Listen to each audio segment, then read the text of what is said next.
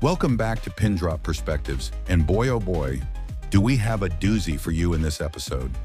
This week we're diving into Pindrop Entertainment's interpretation on a series of produced fan films they created from a globally popular comic book universe.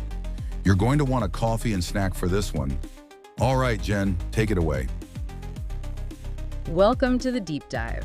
Today, we're taking a shortcut to being exceptionally well-informed, venturing into the really captivating world of fan films. Yeah, and not just any fan films. Exactly. We're looking at two incredibly ambitious projects by Thomas Muller and Pindrop Entertainment, No Laughing Matter, which came out back in 2013, and its sequel from 2016, Knightmare. And this isn't just, two separate stories. It feels like a single two-part saga. It really does. They genuinely push the boundaries of what independent creators can pull off within these massive beloved universes. Absolutely.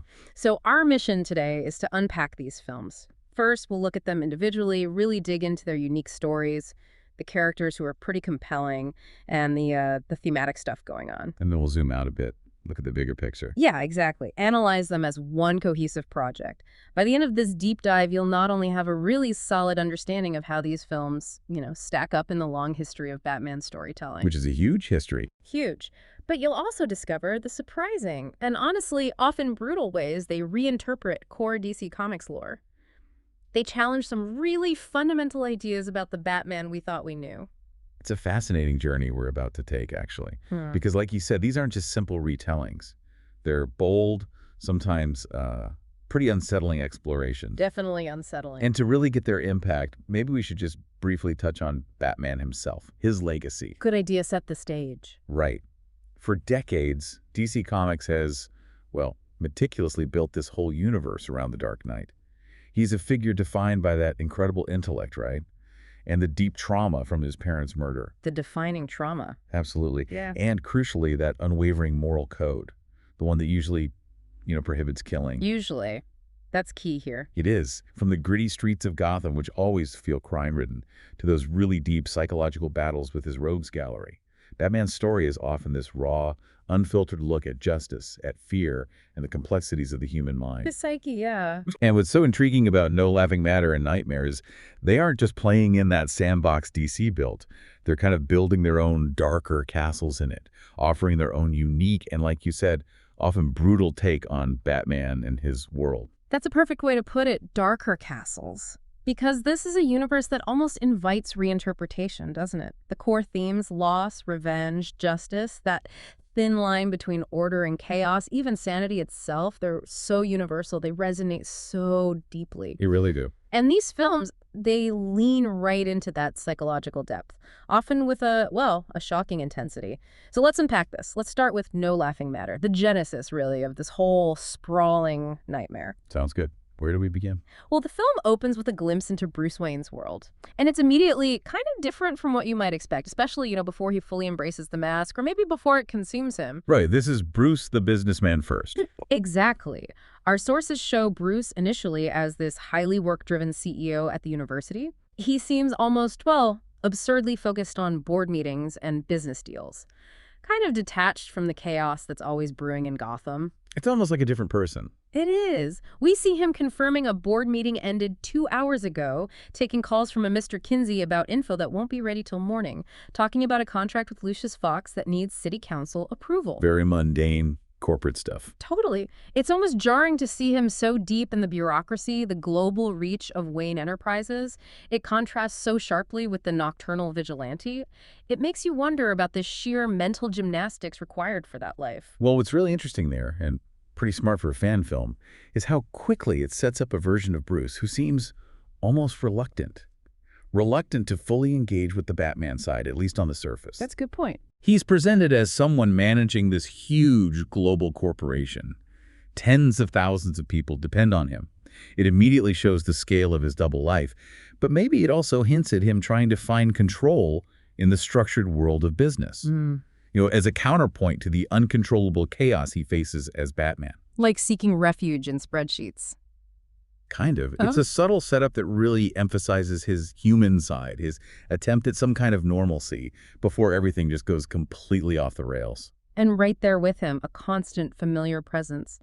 Alfred Pennyworth. Always Alfred. He's the classic worried butler, sure, but his role here feels deeper than just, tidying up. He's always reminding Bruce about commitments, like that missed meeting. Keeping him grounded. Yeah, and expressing these subtle but always present concerns about Bruce's well-being. He tells him, with that familiar loving frustration, that Bruce's definition of fine is baffling, when Bruce just brushes him off saying he's all right. That line really sums up their dynamic, doesn't it? It does. And it's not just banter, it's a profound setup. It hints at the deep, almost unbearable isolation Batman will face later. It suggests his emotional weak spot isn't just his past trauma, but the very few human connections he clings to. Which makes Alfred's fate later all the more devastating, and crucially calculated by the villains. Alfred really is his grounding wire, isn't he? His link to humanity, to normalcy. His concerns are subtle, yeah, but they're always there, hinting at the huge sacrifices Bruce makes, the toll his life takes, even before the really dark stuff kicks off. He's the moral compass. The one Bruce is always implicitly, and sometimes explicitly, pushing against. The film skillfully uses these early, quiet moments with Alfred to show just how essential he is to Bruce's sanity. We also get a really casual mention, almost a throwaway line about Dick Grayson. This is way before Nightwing is really a thing in this story. Just Dick Grayson, yeah. Yeah. Alfred mentions Dick's gone to the university to volunteer because of some general disturbance. It's such a tiny detail, but it brilliantly sets up his eventual big role. And it subtly hints at his natural inclination towards heroism. He's drawn to trouble like Bruce, but maybe with a different energy, more optimistic, perhaps. He's clever world building, a little seed planted early on. Yeah, suggesting a natural evolution into a hero, not some forced destiny. It's efficient shorthand, really. That casual volunteering shows this budding heroism in Dick. It's almost an echo of Bruce's own impulse to jump into chaos, even if it's just a minor incident at the university. Right. It lays the groundwork for the deep emotional investment Batman will have in him later. And for a fan film to weave in such a classic character with that light touch, letting us just infer his path, that's smart writing. And speaking of Bruce dodging things, we see his reluctance towards self-reflection pretty quickly, especially when Alfred mentions a scheduled meeting with the Dr. Crane, a psychologist from Arkham. Ah, Dr. Crane, here we go. Bruce's reaction is immediate dismissal. I don't need a shrink, he says flat out. I'm fine. Then he tries to change the subject to politics or the weather. Classic avoidance. Totally. It's not just a throwaway line. It underlines his deep-seated avoidance of looking inward, his reliance on his own, often self-destructive ways of dealing with trauma. He is clearly not comfortable being vulnerable, especially about his inner world. And that's a crucial character beat, isn't it? Yeah. It immediately tells us how guarded Bruce is.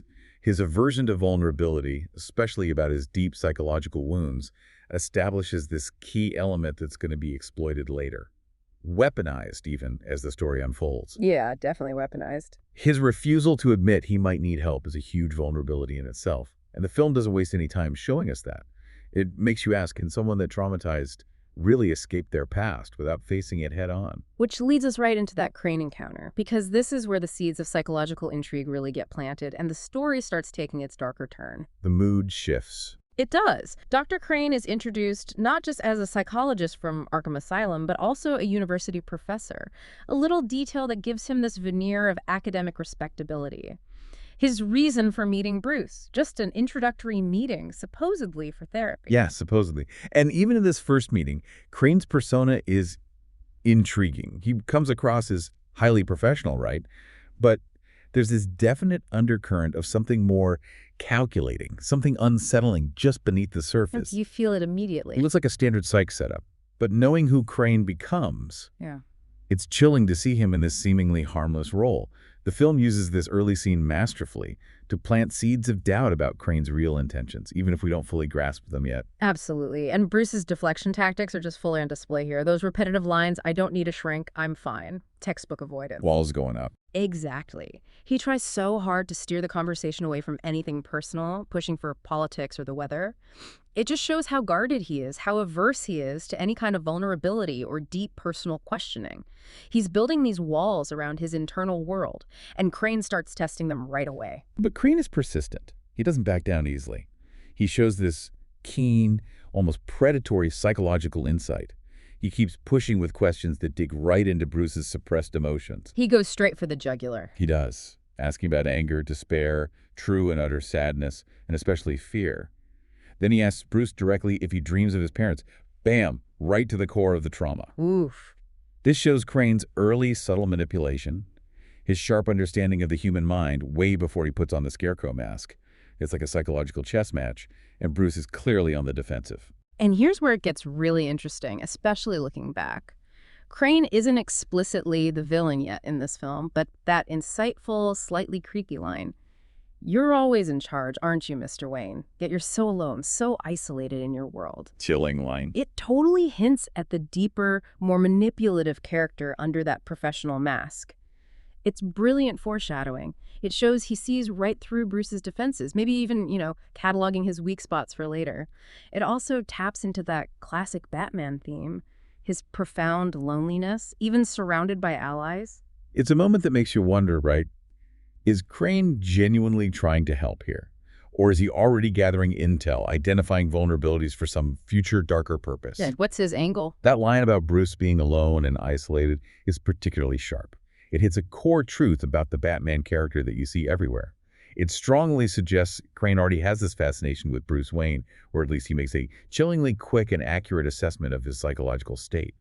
For a fan film to capture that nuance, that unsettling dynamic, so precisely, that's really impressive. And just as that unsettling chat with Crane wraps up, Hell Knight descends on Gotham, literally, plunges the city into instant crisis. Things escalate fast. Commissioner Gordon calls Batman totally distressed. He reports the city's in chaos, widespread riots, looting, especially down by the Narrows. The term Hell Knight itself just perfectly captures that immediate citywide breakdown. It signals something much bigger than just random crime. It feels orchestrated. Yeah, it immediately raises the question, is this random or is it a smokescreen for something way more sinister?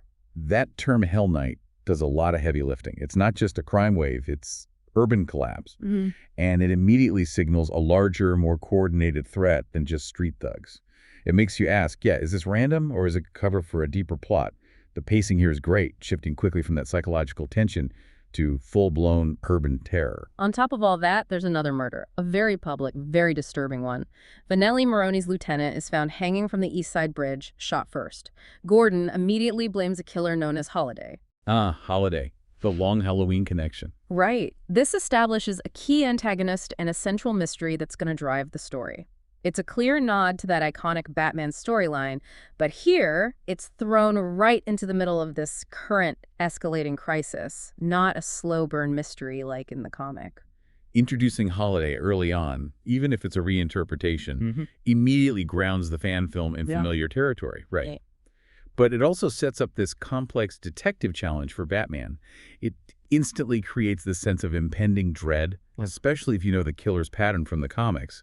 It's a really efficient way to establish a powerful, familiar threat, but with a fresh twist. But then the stakes just become brutally personal, ripping a hole right through Batman's carefully built world. This is where it really hits home for him. Gordon delivers the shocking news. Wayne Manor has been ransacked. And Bruce Wayne, Dick Grayson, and even Alfred, they're all missing. Devastating. This isn't just property damage. This immediately cranks the personal stakes for Batman up to an excruciating level. He has to confront the chaos not just as Gotham's protector, but on this deeply intimate level. It's hitting the very few people he holds dear, his found family. It's a direct attack on his personal identity, not just his mission. That is a crushing blow, delivered right at the start. It basically takes away Batman's sanctuary, his Batcave, his vital support system. It makes him incredibly vulnerable, emotionally compromised. This isn't a public spectacle. It's a direct surgical strike on his personal world. It makes his hunt for the villains intensely personal from this point on. The film doesn't hold back, showing the profound cost of Bruce's double life right away. And what do we find in the terrifying aftermath of this home invasion? The Joker's psychological game, a twisted reunion playing out right in the depths of the Wayne Manor basement. The heart of his sanctuary violated. Alfred, Dick Grayson, and presumably Bruce himself, still in the Batman costume, are held captive by the Joker. This isn't just a confrontation, it's a horrifying violation of Batman's most sacred space. A direct assault on his core identity and his family.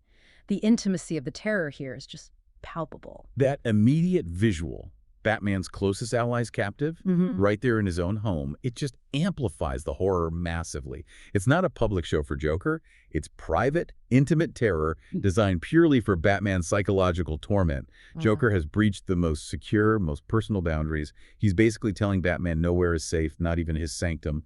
It's a brilliant, chilling visual setup for their twisted dynamic. And the Joker naturally wastes no time with the taunts and his warped philosophies. He launches into this relentless verbal assault on Batman, an attack designed to break him from the inside. Classic Joker. He mocks the mask, asking, "Are you naked without it? Do you feel awkward and alone without it?" Then he pokes at the raw wound of his parents' death and chillingly brings up the implied death of Robin. Oh, that's brutal. Asking, "When I dispatched your little apprentice Robin, did it affect you the same way?" These taunts are all designed to psychologically dismantle Batman, strip away his defenses, expose his rawest vulnerabilities. What's truly unsettling here, though, is Joker's core argument. That he and Batman are one and the same, the yin-yang of Gotham joined at the hip. That's the really disturbing part. He even goes so far as to claim Batman kills without remorse, a direct, brutal challenge to Batman's fundamental moral code, his defining trait. This isn't just villain banter. It's the setup for a profound thematic conflict that's going to echo, disturbingly, through both films. It's Joker's core philosophy laid bare, and it promises to push Batman right to his absolute limit. And he makes it a game, naturally. A horrifying, sadistic game of truth or dare. Of course he does. He threatens to kill either Alfred or Dick unless Batman reveals his secrets.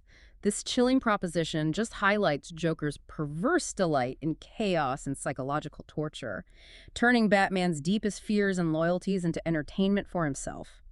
The specific threat against Dick, the little apprentice, is particularly powerful, hitting Batman where it hurts most by targeting his protege. This is pure, unadulterated Joker, isn't it? Forcing an impossible choice, reveling in the hero's agony. It's designed not just to get information, but to inflict maximum psychological damage, pushing Batman to the very edge of his principles, hinting at the depths he might have to sink to protect the ones he loves. The tension here is almost unbearable. It's a testament to the script and the performances. Then, in a burst of pure chaotic energy, Harley Quinn makes her entrance, appearing as Joker's honey, his partner in crime. That's her Harley. Her presence immediately reinforces their twisted, chaotic dynamic and adds another layer of unpredictable energy to the whole scene. She's not just a sidekick here. She's an active, enthusiastic participant in the madness, echoing Joker's delight in the torment.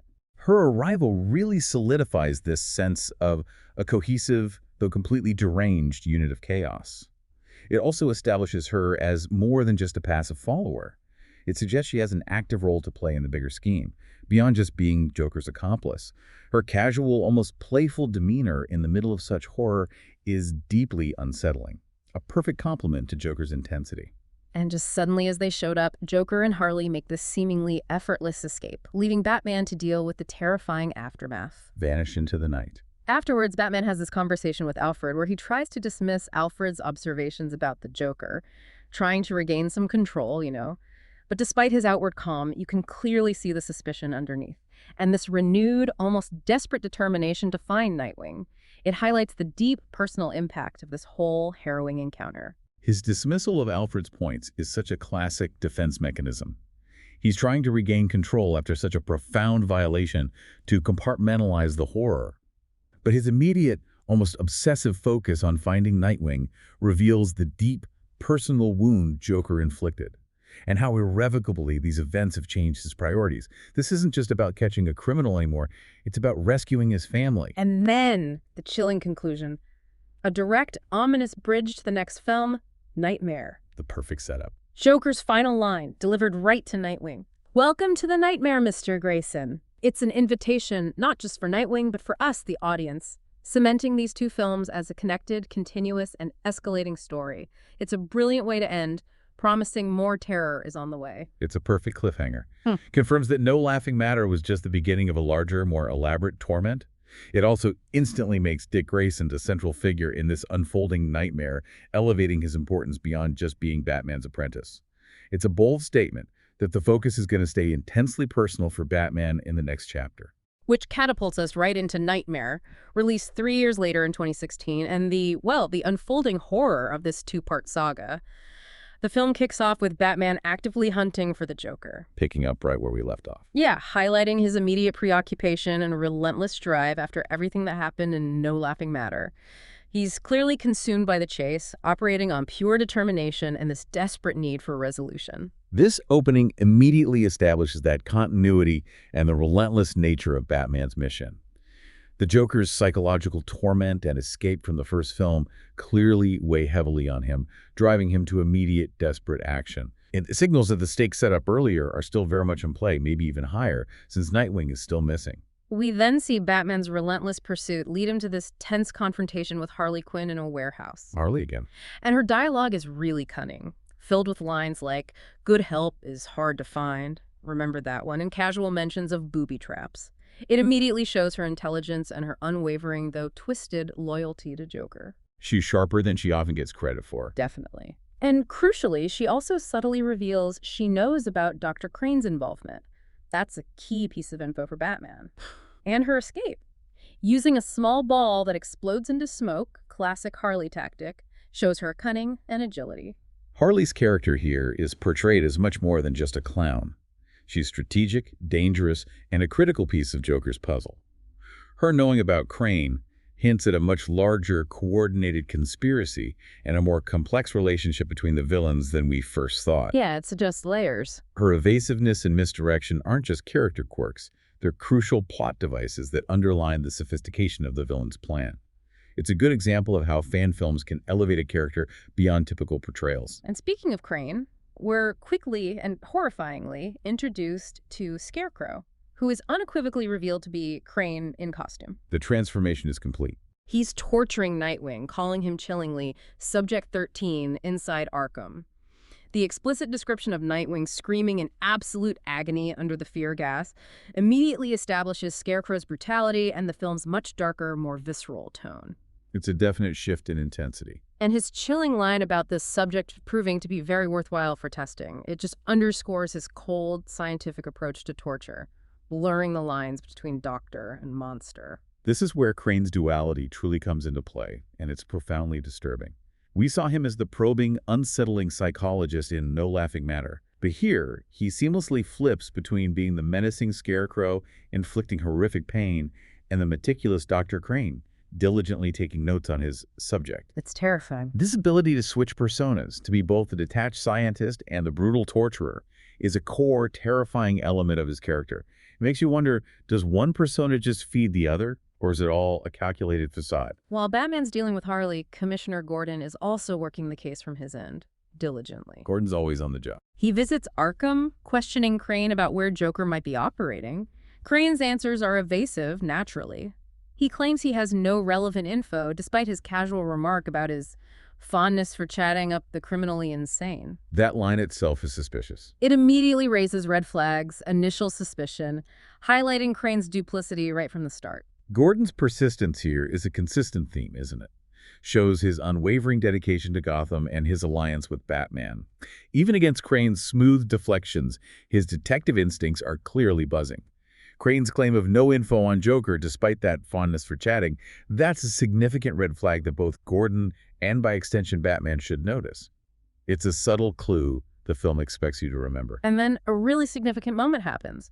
Gordon actually delivers Harley Quinn to Crane at Arkham. Right into his hands. This isn't just a convenient plot point. It visually confirms their intertwined fates and Crane's past relationship with Harleen Quinzel. It deepens this already complex web connecting the villains. It shows Crane is very much at the center of this intricate scheme, pulling strings from inside Arkham's walls. That delivery isn't just convenient, it's confirmation of a pre-existing connection. and a calculated move by Crane to bring key pieces of his puzzle together under his direct control within Arkham. It recontextualizes their brief encounter in the first film and firmly establishes Crane as a central architect of the chaos.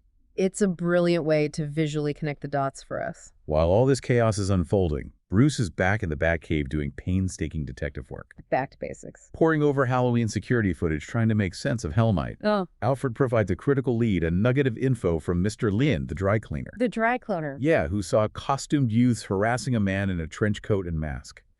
This seemingly small, almost random detail becomes a pivotal piece of the puzzle for Bruce. It showcases his methodical, relentless investigative style. It profoundly highlights Batman's methodical approach, his reliance on intelligence, not just punching things. Alfred, ever the loyal assistant, provides that crucial connection. And Mr. Lie's testimony, though seemingly minor, is the thread that starts to unravel a major part of the mystery. It also emphasizes the often overlooked importance of minor witnesses in these big criminal plots. And then the aha moment. The figurative unmasking of Scarecrow. A crucial turning point in Batman's investigation. The pieces click. Bruce pauses the footage. His eyes lock onto the figure emerging from a smoke cloud. It's Scarecrow, or rather Crane. This immediately connects the Halloween attack to Crane and highlights Batman's superior detective skills, picking up on the tiniest details. He sees what others miss. And that small but telling detail about Alfred leaving the antitoxin for Bruce. It subtly underlines Alfred's constant care and foresight, even when he's not physically there. This is a classic Batman detective scene, executed perfectly. The puzzle pieces laid throughout no laughing matter, and the start of Knightmare suddenly click into place with this visual proof. Realizing Crane is Scarecrow is a massive turning point. It definitively shifts Batman's focus and confirms a deeper, far more personal threat than he first realized. It makes that earlier conversation with Crane even more chilling now. After this breakthrough, we see Gordon and Batman's partnership underscored. That familiar meeting on the GCPD rooftop, silhouetted against the bat signal. Iconic imagery. Gordon expresses his ongoing worries about Nightwing still being missing, and the possibility of a new threat in Gotham. Their collaboration remains crucial, a steady anchor, even as the situation spirals into deeper complexity and personal danger.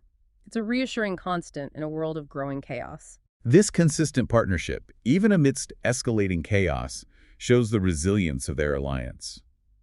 A necessary shield against the darkness. Gordon's genuine concern for Nightwing mirrors Bruce's own, highlighting the profound personal toll the villains are taking on everyone involved. It also subtly foreshadows the true nature of the new threat, which is far more insidious and connected than Gordon realizes yet.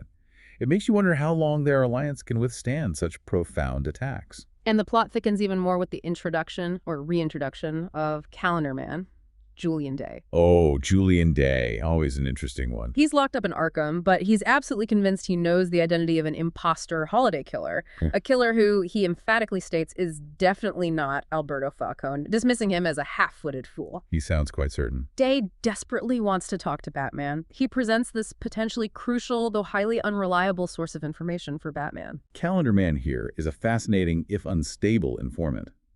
His obsession with dates and his unwavering belief in an imposter holiday killer, despite Falcone being dead, introduces another layer of mystery and misdirection.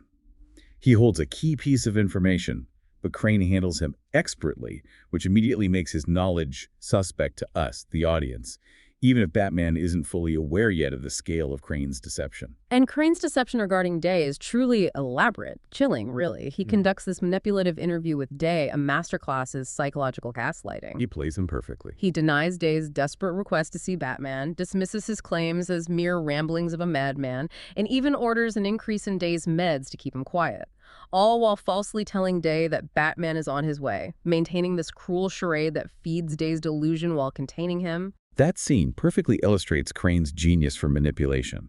He's not just a physical threat with the fear gas. He's a master of psychological warfare, meticulously using misdirection and gaslighting to control information and, more importantly, to control Batman's access to vital clues. This really raises an important question about how easily even brilliant minds, like Batman's, can be misled when information is so carefully controlled by a master deceiver. It's a quiet but truly unsettling display of villainy. His fabricated story to Batman and Gordon is then delivered with this calm professionalism, a stark contrast to the truth.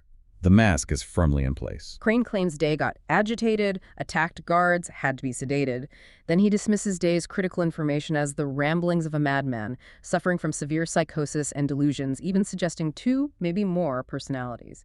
It's a masterful performance of dismissal, designed to completely sideline a valuable lead. What's truly fascinating here is how Crane's dismissive language directly echoes Day's earlier, seemingly deluded claims about the imposter killer. This sophisticated deception is meant to make Batman and Gordon drop their guard completely to believe Day is irrelevant. Crane's calm, professional demeanor while lying so blatantly is deeply unsettling, shows his detached brilliance and utter lack of remorse. But Batman's growing suspicion is undeniable. His reaction to Crane's dismissal, particularly the chilling echo of Harley's earlier line, "Good help is hard to find," that is absolutely critical. That line again. This seemingly small but recurring detail tips Batman off. It signals Crane's hidden agenda that he's far more involved than he's letting on.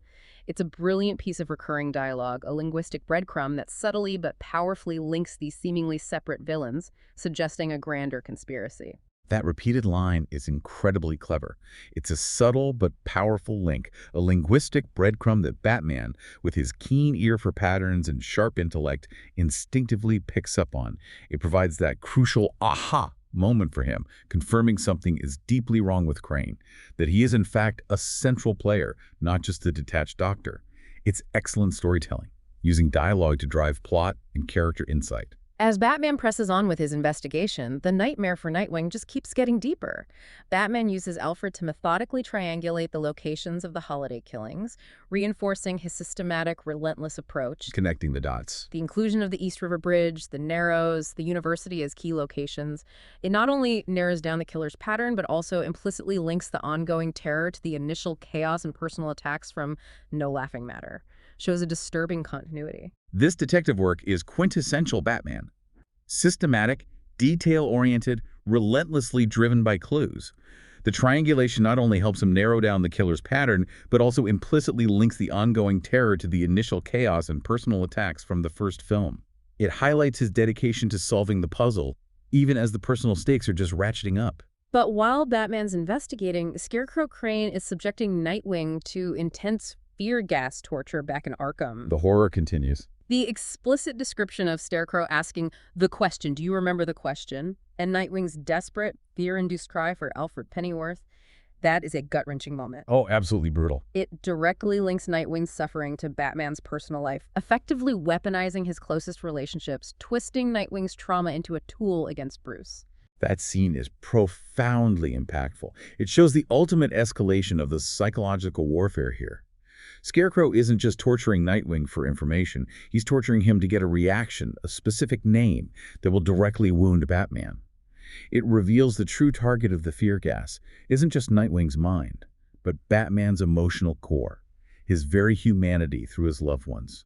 It's a brutal, deeply personal attack that resonates with us because we know the depth of that relationship. And as Nightwing is being tormented, Arkham is unleashed. Chaos just erupts, leading to death and a critical discovery that changes everything. Harley Quinn makes a deadly escape from her cell, All hell breaks loose. cold-bloodedly murdering a guard without hesitation. She even has a brief, taunting interaction with Poison Ivy. This shows her evolution into a far more ruthless, active participant in the chaos. She's not just Joker's honey anymore. She's a lethal, unpredictable agent of destruction. Her actions here demonstrate a significant and terrifying darker turn for Harley. Her casual murder of the guard and dismissive chat with Ivy show her deepening commitment to Joker's plan and her own chilling capacity for ruthless violence. It also signals a complete breakdown of order within Arkham itself, which is a huge strategic win for the villains, giving them free rein. And then, in a truly shocking and pivotal moment, Harley guns down Julian Day, Calendar Man. No, really. Yeah, uttering the chilling lines, "Because it's fun and it's part of the plan." This act eliminates a key source of information for Batman and adds another layer of unpredictable violence. It also retroactively proves, beyond any doubt, that Crane's earlier dismissal of Day was a calculated lie. Day did know something crucial. The ruthlessness is breathtaking. The murder of Calendar Man is a brilliant stroke of villainy. It highlights Joker's larger plan, where pawns like Day are expendable once their purpose, or even just their potential for disruption, is served. It confirms the layered deception, showing just how thoroughly Batman and Gordon have been manipulated. It also removes a potential shortcut for Batman, forcing him back to the hard detective work. Batman and Gordon arrive to find this frantic, bloody scene. They discover the dead guards, clear evidence of Harley's violent escape, and finally, Julian Day's bloody corpse. Their desperate search for Crane underlines the urgency and confusion as they race against time to piece together what's happening, knowing the stakes are escalating by the minute. The rising body count, the escalating chaos, it underscores the effectiveness of the villain's plan. Batman and Gordon are clearly reacting, constantly one step behind, not controlling the situation.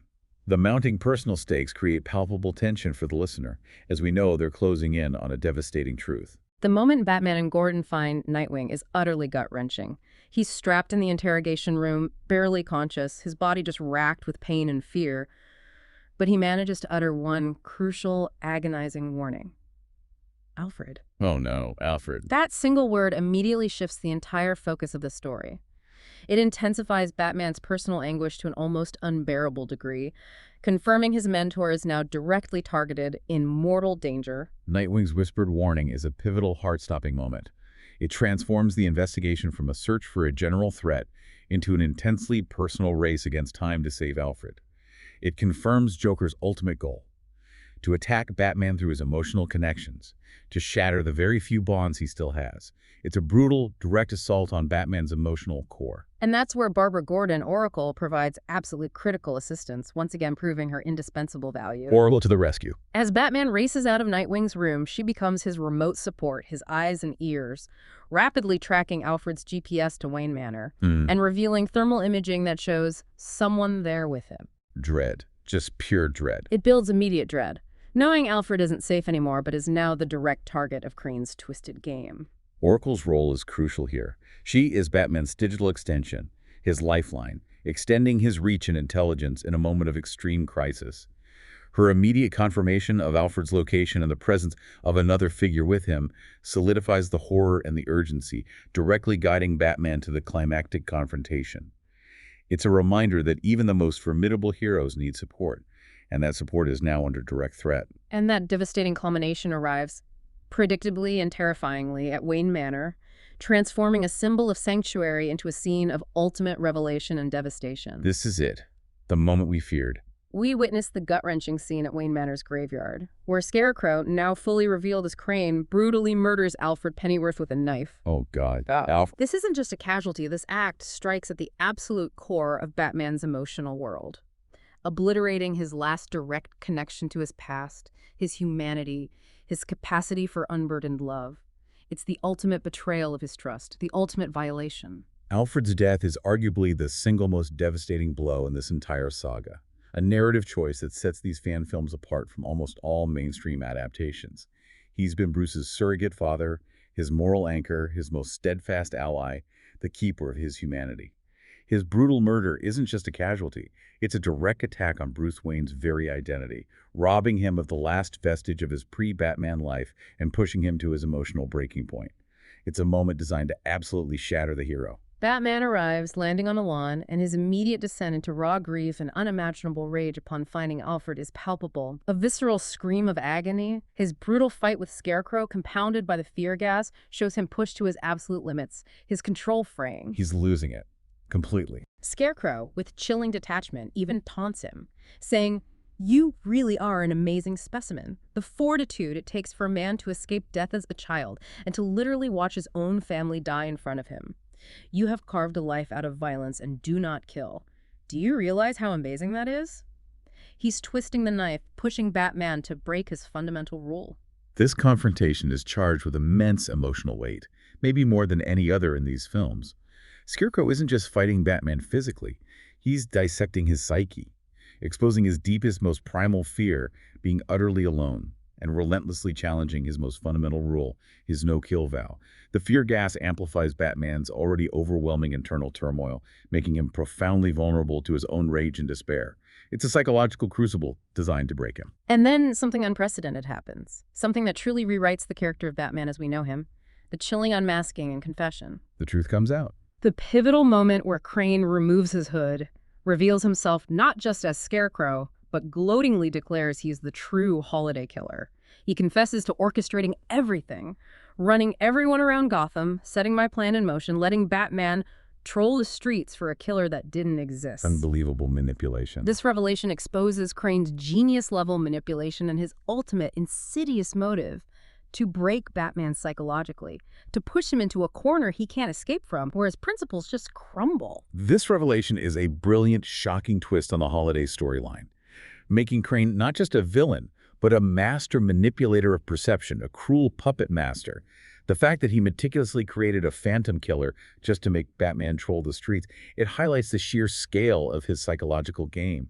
It's a devastating admission of how thoroughly Batman has been played, how completely he was misled, while the true personal horror was being meticulously constructed around him. And in that moment, as the layers of deception fall away, something monumental occurs.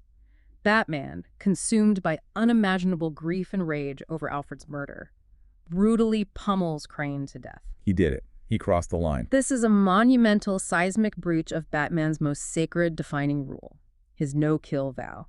It marks a profound, irreversible shift in his character, a complete psychological breakdown where his principles shatter under the weight of personal loss. His gloves are literally covered in blood, a stark, horrifying visual of his transformation. This is the ultimate horrifying culmination of Joker's plan, even though he wasn't directly there. Batman's no-kill rule is his defining characteristic, the line separating him from the criminals he fights. For him to cross it, particularly in such a visceral, grief-fueled act, signifies a complete psychological collapse. It's the moment the hero truly becomes something else, something much darker, fulfilling Joker's twisted prophecy. The question is, can Batman ever come back from this? But the ultimate punchline, the final twist of the knife, is still to come, and it recontextualizes everything. There's more. Nightwing, recovering, discovers a Joker playing card on Crane's body with the chilling handwritten message, "B, now you're just like me." Oh my God, Joker. And a faint echoing Joker laugh is heard in the distance. This reveals that the entire elaborate scheme, Crane's holiday identity, his manipulations, Alfred's murder, it was all orchestrated by the Joker. He was behind it all. He's the ultimate victor. Not through a direct fight, but by successfully manipulating Batman into becoming just like him. What's truly fascinating here is how this just flips everything that came before, shifting the entire moral landscape. This final twist is a devastating, masterful stroke of villainy. It transforms Joker from just a participant in chaos to the ultimate puppet master, pulling strings even from the shadows. His goal wasn't to beat Batman physically, but to break him psychologically, to corrode his very essence, making him violate his most sacred code.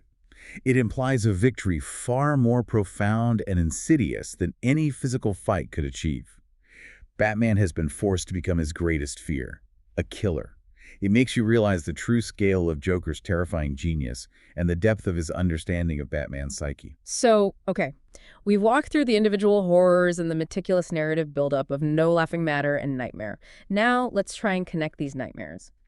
Analyze the project as a whole, looking at the overarching character arcs and the really profound thematic threads weaving through both films, because they really do make a cohesive and impactful saga. Yeah, looking at the whole picture is key, and the most striking character arc, undoubtedly, is Bruce Wayne's, or Batman's. That descent into a psychological spiral. It's stark. In No Laughing Matter, he starts off almost dismissive, maybe a bit arrogant, too busy with corporate stuff to really face his own demons. But by the end of Knightmare, he's emotionally shattered, a rage-filled vigilante who breaks his core moral code. His journey is this profound descent into his deepest fears and traumas, orchestrated with horrifying precision by the villains. It's a tragic arc, showing the immense cost of his crusade. And Alfred's steadfastness and then his brutal sacrifice really highlights that spiral, doesn't it? He's consistently Batman's moral compass, his emotional anchor through both films. His voice echoing Bruce's fading humanity, a constant reminder of the life he could have had. He represents that connection. His brutal death in Knightmare isn't just tragic, it's the devastating blow that shatters Bruce's remaining defenses.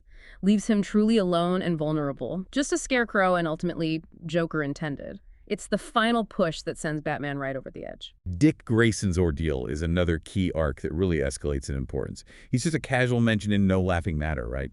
Volunteering for a general disturbance, showing that early heroism. Just a hint. But he rapidly becomes a central victim of Joker's mind games and Scarecrow's horrific torture in Knightmare.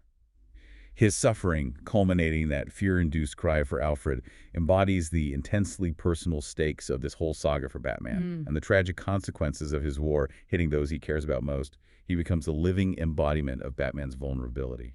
Commissioner Gordon, throughout both films, remains this unwavering, though often frustrated ally. Good old Gordon. He's persistent, dedicated, constantly calling on Batman, searching for answers even when he's being subtly manipulated by Crane. He represents the relentless, often thankless job of law enforcement in a city like Gotham, a constant against the tide of chaos. He's the steadfast hand trying to maintain some semblance of order. Harley Quinn also undergoes a significant, darker evolution across the two films.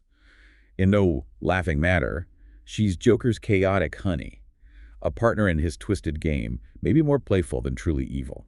Seems that way at first. But in Knightmare, she transitions into a far more active, lethal enforcer, cold-bloodedly murdering a guard and Julian Day with terrifying casualness. This shows her deepening commitment to chaos and her own growing ruthlessness. She becomes a truly dangerous agent of Joker's plan, evolving beyond just being a sidekick. And then there's the Joker himself. His role as the ultimate mastermind is really revealed by connecting these two films. The Grand Architect. His philosophical taunts in No Laughing Matter, like saying they're the yin-yang of Gotham and claiming Batman kills without remorse, directly foreshadow and connect to his ultimate triumph at the end of Knightmare. He successfully manipulates Batman into becoming just like him, proving he's the ultimate puppet master, pulling strings from the shadows without ever needing to land a direct blow. His victory is entirely psychological, not physical. And Dr. Crane, Scarecrow, completes this cast of evolving characters. Arguably one of the most tragic in a villainous sense. He transforms from that seemingly benign, if unsettlingly probing psychologist in No Laughing Matter into the calculating, fear-obsessed villain of Knightmare. A pawn, ultimately. Exactly. We see him as both a brilliant academic and a brutal instrument of torture, ultimately revealed to be just a pawn in Joker's larger, more insidious game. His early therapy sessions with Bruce eerily foreshadow his later methods of psychological torment, revealing this consistent, twisted fascination with fear and the human psyche. Even as a puppet, he's terrifying. Okay, let's dive into the themes then. The profound thematic depth weaving through both films. The whole idea of identity in the mask is constantly being questioned, isn't it? Joker directly asks Batman if he's naked without the mask, challenging the core of his persona. Crane probes Bruce's fears related to his hidden self, the vulnerable man under the cowl. The ultimate horror for Batman, which these films execute beautifully, is losing his distinct identity, being manipulated into becoming like his greatest enemy, blurring those lines he fought so hard to maintain. Psychological warfare and the pervasive nature of fear are undoubtedly the core engines driving both films. From Crane's early probing in No Laughing Matter to his full-blown fear gas torture in Knightmare and Joker's constant mind games, the villains relentlessly target Batman's mental state, aiming to break his will, not just his body. Right. This raises an important question for us, the listeners. How vulnerable is even the strongest mind to prolonged, relentless psychological assault? These films suggest profoundly and chillingly that even the Dark Knight's psyche is very vulnerable indeed. Loss, trauma, and grief are woven deeply and tragically into the narrative. They're the bedrock of Batman's origin and his ongoing struggle. The story consistently revisits Bruce's core trauma of losing his parents.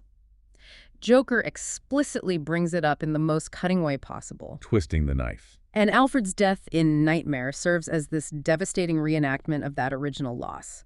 A betrayal of Bruce's attempt to build a new family, a new purpose, pushing him completely over the edge into a terrifying new reality. The conflict between control versus chaos is another pervasive theme, explored in vivid detail. Batman's meticulous nature, his deep desire for control, his need for order in Gotham, it's constantly undermined by the unpredictable, chaotic, yet meticulously planned schemes of Joker and Crane. He's always reacting. Exactly. The ultimate revelation that the Holiday Killer didn't exist in the way Batman thought highlights the profound loss of control Batman experiences.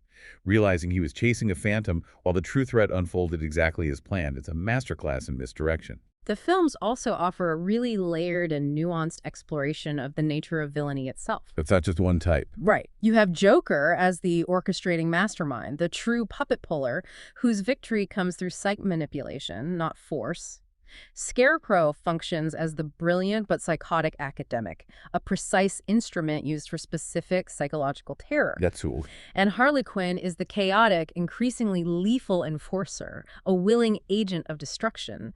The concept of an imposter killer ultimately reveals a deeper, more sinister truth about the real orchestrator, showing how villains can use each other in complex, hierarchical ways to achieve a greater, more devastating goal. And that fascinating recurring line, good help is hard to find, used first by Harley to Batman, then by Crane to Batman and Gordon. It takes on significant thematic weight. It really stands out. It subtly highlights the pervasive nature of corruption, betrayal, the sheer difficulty of finding genuine allies in a city consumed by darkness. It's a remarkably clever way to link the villains' perspectives, to show their cynical shared worldview, and to subtly mock Batman's own struggle to find reliable help in his crusade. It makes you reflect on who Batman can truly trust. So, after dissecting their individual parts and their interconnected themes, how do these films ultimately stack up in terms of storytelling and their impact on the established Batman canon? Well, their narrative cohesion and progression are truly remarkable, especially for fan productions. No Laughing Matter effectively lays the groundwork, introduces key characters, establishes Batman's vulnerabilities, subtly hints at the larger, more insidious conflict. Yeah. It really sets up the full, devastating payoff in Knightmare. It flows really well. The seamless transition, especially with Joker's ominous final line of the first film, is brilliantly executed. It creates this continuous escalating narrative that feels organic and purposeful. The pacing and tension building are also incredibly well managed, I thought, especially in Knightmare. Agreed. With those converging plot lines, Harley's escape, Day's murder, Nightwing's torture, Alfred's fate, all leading to that climax at Wayne Manor. The suspense is maintained throughout. The narrative constantly raises the stakes, keeps you on edge, waiting for the inevitable, devastating conclusion. And the dialogue itself is highly effective, often revealing more than actions alone could. Instances like Joker's chilling taunts about the mask and parents, Crane's incisive psychological observations, Nightwing's desperate cries for Alfred. They all resonate deeply. They stick with you. The script makes every line count, pushing the psychological depth, making the characters feel profoundly real and vulnerable. For fan films, that level of character insight through dialogue is a genuine achievement. Character motivations also feel clearly defined and consistent. Batman is driven by that relentless quest for justice and resolution, refusing to give up even against overwhelming personal odds. Crane is obsessed with fear and his twisted science, driven by intellectual curiosity and a desire for control over human emotions. And Joker's singular, overarching goal is definitively revealed: psychologically breaking Batman, transforming him into something he despises. Their motivations are clear, compelling, and drive the narrative forward with purpose. Now, let's talk about their canon interpretation and departures. Yeah? Because this is where these films really make their mark. Yeah, this is the juicy part. On one hand, they demonstrate a strong adherence to classic Batman characters. They accurately capture the grim essence of Arkham, Gotham's gritty atmosphere, the emphasis on psychological depth and fear often found in the comics. They feel very true to the spirit of the source material, almost like a lost comic arc. But then, they take some incredibly bold departures, introduce unique twists that really shock and provoke thought. Big swings. Making Crane the holiday killer is a fresh, dark take.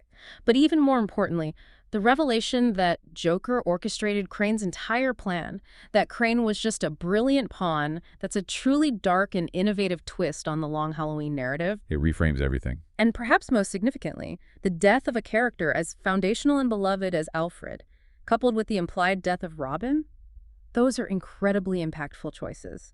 They push Batman into uncharted, darker territory that few official adaptations dare to touch. These departures are what truly make these fan films stand out. They're not afraid to take significant risks with established lore, pushing iconic characters to their absolute limits, even beyond. It forces Batman to confront a different kind of defeat, one that isn't physical overpowering, but psychological shattering. His moral code obliterated by the very entity he fights. It's a brave, uncompromising narrative choice that pays off with profound impact. And that leads to the most profound impact of all: the true cost of heroism shown on Batman himself. These films present a version of Batman who is ultimately broken, forced to violate his core no-kill rule, effectively manipulated into becoming just like his greatest enemy. It's a bleak outcome. This is a very dark, provocative interpretation of his character. It raises serious questions about the true cost of his crusade and what victory truly looks like for the villains. It forces you to question the very nature of heroism when faced with such absolute malevolence. Finally, as fan films, their effectiveness is truly commendable. They managed to deliver a compelling, feature-length narrative spanning 2 parts within the inherent constraints of fan production. Quite an achievement. Their ability to tell a cohesive, character-driven story that resonates deeply with established lore while simultaneously taking such bold narrative risks is a testament to the vision and execution by Thomas Muller and Pindrop Entertainment. They aren't just fan tributes. They are substantial, thought-provoking contributions to the Batman mythos that deserve significant recognition. So we've taken a really deep dive into No Laughing Matter and Knightmare. 2 fan films that, not only entertain but provoke profound thought about the very nature of heroism, villainy, and the human psyche. They demonstrate how powerful storytelling can be, even within fan-created content, pushing the boundaries of beloved characters in ways official media sometimes can't, or maybe won't. The Joker's ultimate triumph in making Batman just like him, through the manipulation of Scarecrow and the devastating murder of Alfred. It raises a profound question for you, the listener. In a world where even the most righteous heroes, individuals of unwavering moral conviction, can be pushed to become their greatest fears, what does it truly mean to find redemption? Or is redemption even possible at that point? Right. Or is the line between hero and villain ultimately just a matter of perspective when trauma and manipulation take hold?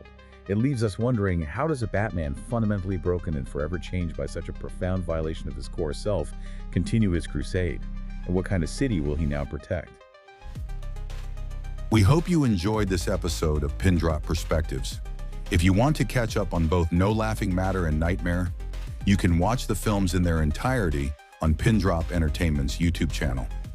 Next week, we switch gears to a thought-provoking short about an abandoned subway.